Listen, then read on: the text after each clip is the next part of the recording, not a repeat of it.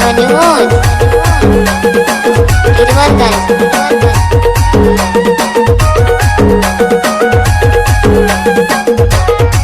आप सुन रहे हैं mix by Shiv Babu Piparia. Shiv Babu Pipariya.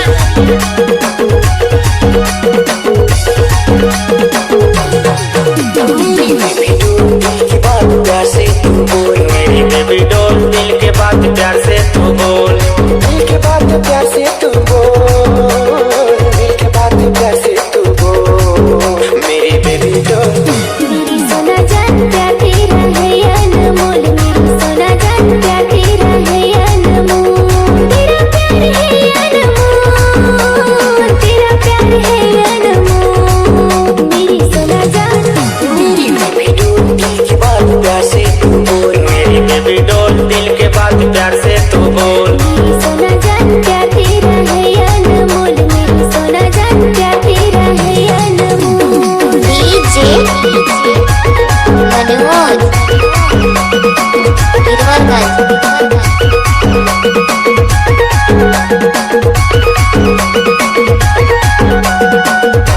Mix by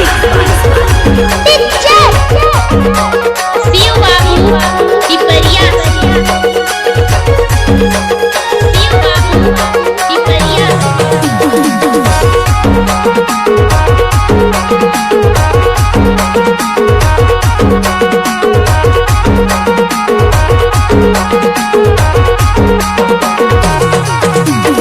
इतना प्यार करता हूँ दूर तो न जा, मेरी नजरों से कभी हो ना खफा।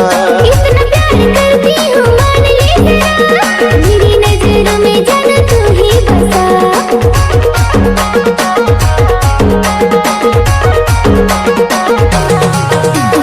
इतना प्यार करके तू दूर तो न जा, मेरी नजरों से कभी हो ना खफा।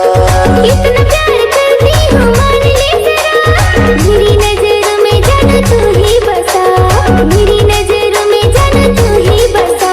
मेरी बेबी डॉल दिल के बात प्यार से तू बोल, मेरी बेबी डॉल दिल के बात प्यार से तू बोल।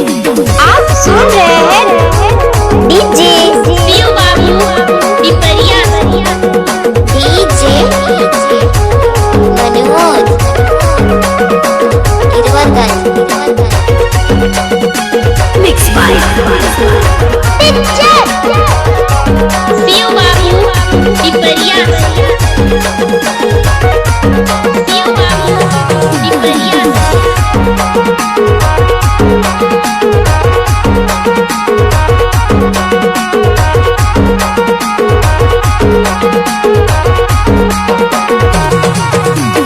तेरे बिना जीना है एक पल नहीं, जान जिगर दिल में सनम तू ही बसी। मैंने किया है सनम तुमसे दिल लगी, छोड़ के ना जाऊंगी तुझको कभी।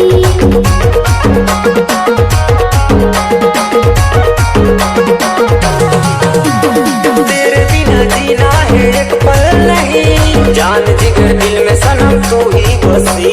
मैंने किया है सनम तुमसे दिल लगी, छोड़ के ना जाऊंगी तुझको कभी, छोड़ के ना जाऊंगी तुझको कभी। मेरी बेबी डॉल दिल के बात प्यार से तू बोल, मेरी बेबी डॉल दिल के बात प्यार से तू बोल, दिल के बात प्यार से तू बोल, दिल के बात प्यार से तू बोल। मेरी बेबी डॉल मेरी सोना जान प्यार तेरा है अनमोल, मेरी सोना जान प्यार तेरा है अनमोल। डीजे मनोज तेरा प्यार है अनमोल।